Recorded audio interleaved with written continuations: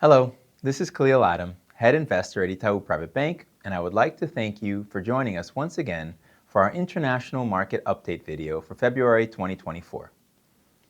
February was another very strong month for equities as the S&P rallied 5.2%, reaching its all-time high just over 5,100 points and is up over 7% for the first 2 months of this year.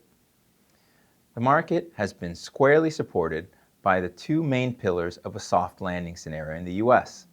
Inflation has continued to confirm a trend of moderating, albeit not reaching the Fed target, all while economic activity has remained resilient.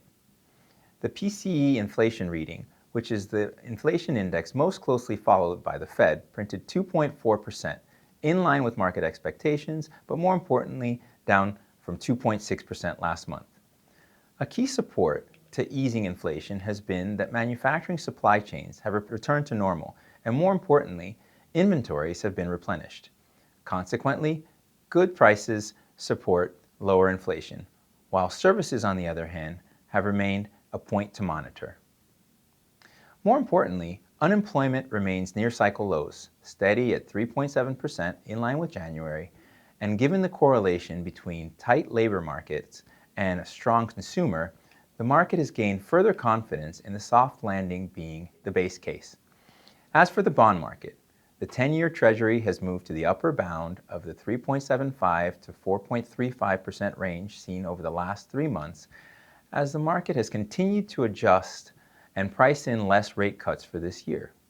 Consensus has now moved to 3 cuts starting in June, from last year's more dovish stance when economists priced in as many as 6 rate cuts for 2024. In summary, economic data continues to point to a soft landing, and markets have priced in accordingly as equities have rallied and bonds have essentially eliminated the outlook for aggressive rate cuts needed to offset a hard landing from the base case.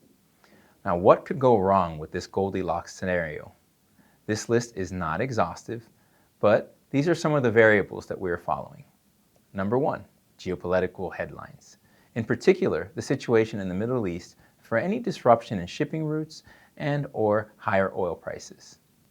Number 2, the U.S. labor market, and actually in both directions. On the one hand, we're looking for signs of weakness, given continuing claims have continued to rise, which could easily start the flash of early signs of a hard landing increasing, but also for any signs of increased wage pressure, which could lead to higher inflation. Number 3, weakness abroad. For as much as we believe the world is gradually decoupling as we see nearshoring trends, for all intents and purposes, we are still very much a global economy.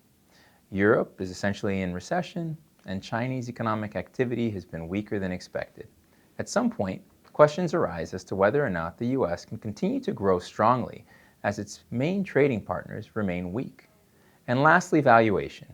While we do not believe that high valuations mean that the equity markets are headed for a correction, at 24 times forward-looking PE in the S&P, the market does look like these stocks are priced very close to perfection.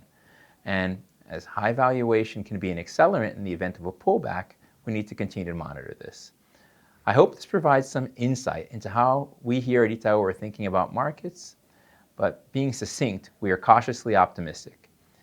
If we can help with any way with more details, please reach out to your banker or investor. Thank you as always for tuning in this month, and we look forward to seeing you next month.